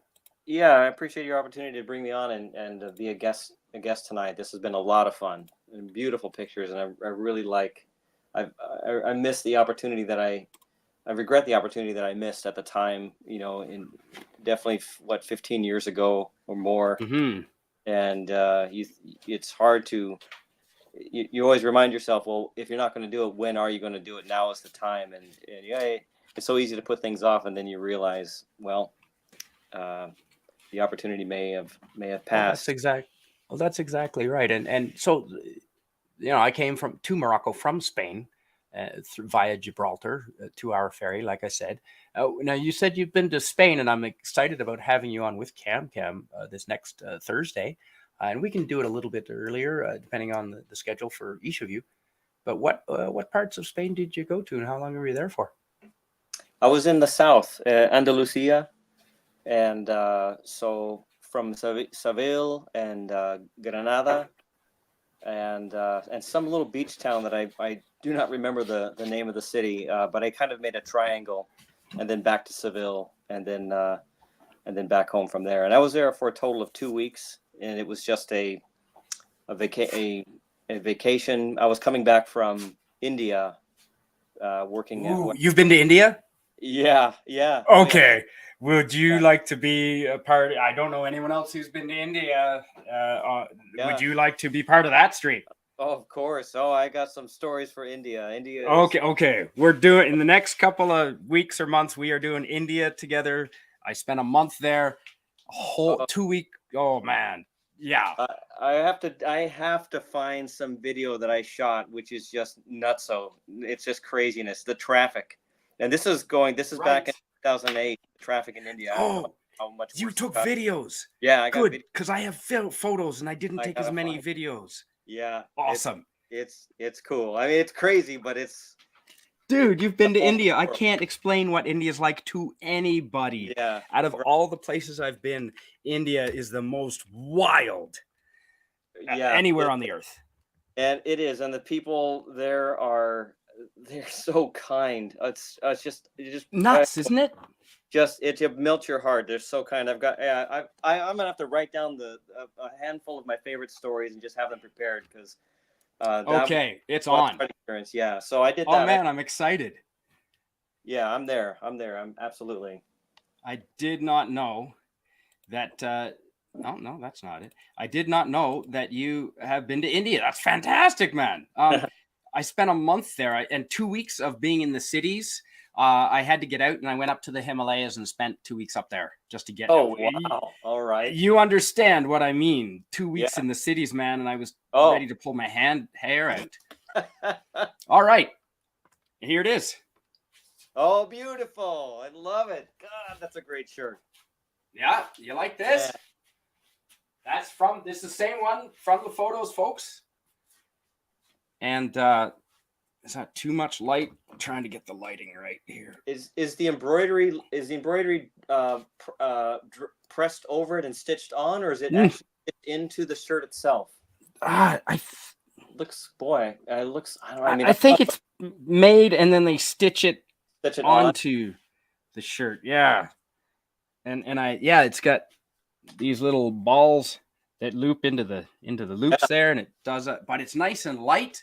You know, I mean, it's a very thin material, fancy I think this was like $7 or $8, man. You know, $7 or $8 for this hand stitched and really lightweight. I'm a moron for buying white because I can't believe this doesn't have stains, like tangine stains all over it. But yeah, highly recommend picking yourself up something lightweight, because you're going to go around the Sahara Desert in a t-shirt. You're going to get burned on the arms and you're going to overheat. You want the sun off your body. I mean, I like a tan as much as anybody. I'm a sun worshiper, but in that kind of heat constantly, you need something like this. This was $10. Excellent souvenir. Highly recommended. You know, there you go. Did you? Oh yeah, look at that. Don't know if you can see the stitching down there, but everything, man, it's all stitched up. That's just amazing. Love it. Thanks for being here, everyone. And I'm actually super stoked to find out that you've been to India. Yeah, that I didn't know you've been there either. So you're right, though. It's the kind of place that you can really only, you have to be there to believe it. To believe. You know, it's just remarkable. So, and the food is incredible. The people are the people are some of the nicest people I've ever met, and the traffic is the craziest. There must be other crazy places too, but in India, oh my God, you know, just imagine absolute swarms of motorbikes and scooters and cars. At once, jamming themselves up to Vietnam. Just jam. Vietnam would be the only place that might come close. Yeah, from the videos I've seen of Vietnam. China, Vietnam, and India, though. William Shakespielberg, have you ever been to Barcelona? Yeah, no, yeah, I answered that one. No, I have not. I didn't have time. I figured, well, with the time I had, which was just a couple of weeks, I decided I wanted to go to Sevilla. Mm-hmm. Yes. Yep. Yeah. I wanted to go and Granada, where Alhambra was. Yeah, those are the two things I really wanted to see. So I decided, well, my trip was going to go south, and I did that, and I figured, well, to get up to the north and the east, it's going to have to be another trip. I didn't even see Madrid. I was in the airport, and I just switched planes and got another plane. I was straight down to Sevilla. So okay, but Madrid was okay. I'm sorry. I said Madrid was okay, but I prefer Barcelona, and I do like it quite a bit. And I did spend quite a bit of time there. I think I passed through there about 3 times going around Spain. Nice. And so maybe once you see my photos, you'll get an idea of what it's like, and encourage you to go there. I would love to. Well, a friend of mine lives there now, a really good friend of mine, the guy that I went to go visit in Uruguay many years, where I learned Spanish. Mm-hmm. That's where I first learned. And he now lives there. So I thanks, Charlie. Just to get out there and visit him. And I'd love to go. I'd love to live in Madrid, or I'd love to live in Spain, and you know, many places in Europe I'd love to live. And then I just spend all my time traveling all around is what I would do. That man, that's okay. So Cam has said that he's excited to have you join for Spain. And if Cam, if you have videos and photos that you want to share and be part of the stream, you can either set that up yourself, or if you want to give me links or whatever, I can include them on the stream and set it up through stream, or we can do file sharing. But I definitely encourage, and same with you, William, if you have some photos or videos that you want to be a part of this, absolutely be thrilled to do that with the both of you, 100%. And but hey, man, if you don't want to share, that's fine too. No, I got I'm easy. I've got to dig. I know that I've got I know that I took substantial videos of India because I can remember it. Fantastic. The stuff in Spain, I can't remember what I took of Spain, but it was the same trip. Well, the video that I took in India of the traffic and I have a story about getting a haircut in India, and that's Woo. so it was quite an experience. But I just don't remember what video I took of Spain, so I got to find all that stuff. Oh, dude, fantastic. Well, yeah, Thursday night, let's do Spain. Hopefully this Thursday, if we can pull it together. If not, the following Thursday. But I think let's say this Thursday for Cam and William Shakespielberg joining me. And I'd certainly thrilled to have equal co-hosts, and we can put whatever photos or videos either one of you feel like you want to share and talk about.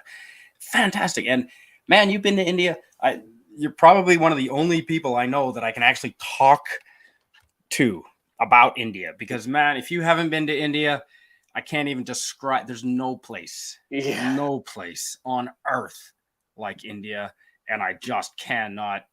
I mean, maybe hopefully we can describe it with the use of videos and photos to people. But man, you're the only one I know that I can talk about India to. So that's awesome. I'm excited. We'll definitely have to plan that one out. That one, if I can find my own video and add it with yours, and we'll have to, maybe we can, tell a long, elongated story that really maps out from beginning to end and is coherent, and give a nice presentation to everyone. It'd be great. Well, if India is anything like Japan, it might take 2 weeks to do. It might be a part 1 and a part 2, because India's great. India is insane. Well, then it's great too to realize the most fascinating thing about all these places, even what we've seen tonight, is it reminds me that one of the times that I've traveled, I'd originally arrive at my destination and I would immediately be nervous and scared to some degree, nervous about getting to my first destination, a hotel or a hostel, and a little bit scared of it. Are you safe? And you don't understand the environment around you so well. You're constantly on heightened awareness and lookout for everything, including pickpockets and whatnot. And right? But it's the spice. That's right. It's the spice of life. It makes it so exciting. At the end of the night, at the end of the week, you've gone through all this, and you've made it safely, and you just think, my God, I'm living, I'm alive. And really, I mean, honestly, have you been to downtown Vancouver lately at night through Chinatown? Right? Like Gastown, or Toronto? Same damn thing. Yeah, it's more dangerous here in the United States as well. It's going downtown. Right. You got to pack your knife and pack your Glock and be ready for anything. Well, same here, but it's mainly for the bears. But yeah, I hear it's for the I'm stoked about doing India and Spain. That's fantastic. Fantastic. Yeah. And how long were you in India? And okay, I'm gonna hazard a guess, because I know that I went from India into China, and I'm guessing you went from the opposite way, from China into India when you were living in China. No, I didn't do that. I actually went to India twice, and before I even stepped foot in China, and so yeah, in total it was about 6 weeks in total that I spent there over the course of 2 trips, and they were business trips. I was working on behalf of a large company, but I took the time. I was with a companion each time, a workmate, and we would go out at night, and I drug my companion, whoever it was, a different companion both times. I went twice, and I took a different workmate with me each time, but I would drag him out to the boroughs, and we would go walking around and seeing stuff at night, and I was the one saying, let's do this, we're going, man. Yeah. And like, no, I don't know about that, it could be dangerous. Like, come on, these folks are, this is not danger. We can go back home in America if we want dangerous. This will be fine. That's right. Fine. It was completely fine. Other than their driving, we'll get to that, but their driving is, there's dangerous. I did see one fatal accident. I didn't. Wow. we rolled up on it before the police got there, so we were just a couple of minutes, literally about 2 Mhm. behind it, we guessed. Well, you see that kind of shit in India and China, for that matter. Yeah, yeah. Oh, Neela Wafer, thank you. Hello and welcome to you. And I'm not familiar. Tomorrow that Matt Pat is retiring. Not familiar with that at all.